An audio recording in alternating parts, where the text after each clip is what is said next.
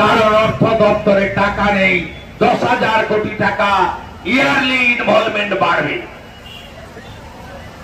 সেই রিপোর্ট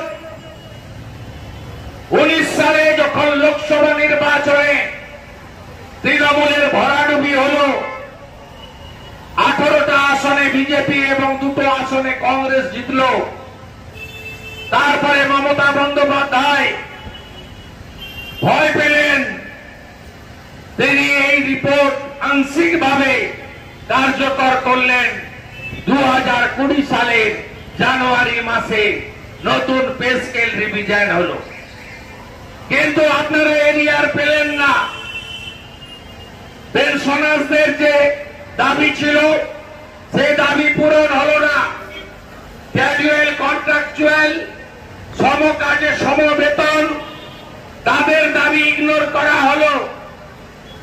অসম্পূর্ণ কিছুটা কার্যকর হলো। তাও 19-এর লোকসভা নির্বাচনে তিনি হওয়ার কারণে বাধ্য হয়ে তিনি ওইটুকু করলেন। তারপরে একাধিকবার বিধানসভার প্ল্যানে নবান্ন থেকে রাস্তার মিটিং থেকে বারে বারে এই মুখ্যমন্ত্রী বলেছেন যে ডিএ কিছু হয় না, ডিএ বলে কিছু বিষয় নেই।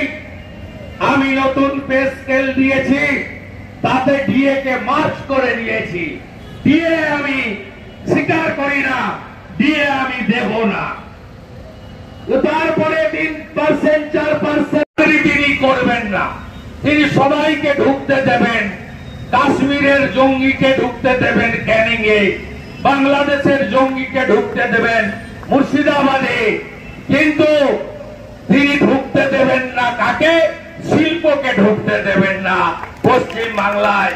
এই হচ্ছে আমাদের মাননীয়ার কর্মসূচি এবং নীতি এবং আদর্শ। এই রাজ্যের আর্থিক অবস্থা কেমন আমি শুধু 24-25-টাই একটু বলবো। এবছর যে অর্থবর্ষ শেষ হতে এখনো 3 মাস বাকি, কত টাকা ঋণ নিয়েছে এখন অব্দি? এই অর্থবর্ষে 91,689 কোটি টাকা ঋণ নিয়েছেন মমতা বন্দ্যোপাধ্যায় সরকার। তার মধ্যে 79,727 কোটি টাকা মার্কেট বরোয়িং, 9,330 কোটি টাকা কেন্দ্রীয় সরকারের এনওসি নিয়ে রিজার্ভ ব্যাংক থেকে নিয়েছেন। আর আদার সোর্স থেকে ঋণ করেছেন 2,632 কোটি টাকা।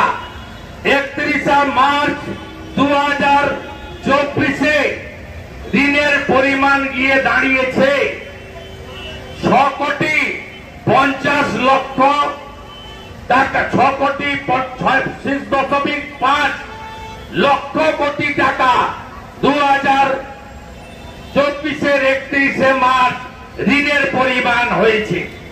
এবং এই ঋণ পরিমাণ আমাদের মাথা পিছু পশ্চিমবঙ্গে ধার কত? একদিকে 1,000 টাকা করে লক্ষ্মীর ভান্ডার, বছরে 12,000 টাকা, অন্যদিকে 59,000 টাকা করে মাথা পিছু ঋণ করে দিয়ে গেছেন এই মুখ্যমন্ত্রী।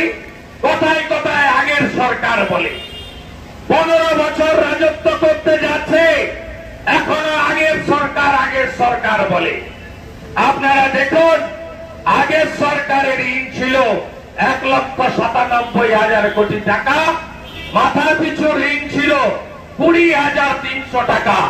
আর এই মাননীয়া 12,000 টাকা বছরে লক্ষ্মীর ভান্ডার দিয়ে 80,000 না 85,000 ক্লাবকে চাঁদা দিয়ে মদ খাও আর নাচন কুদন করো, আর মাথা পিছু ঋণ 59,000 টাকা করে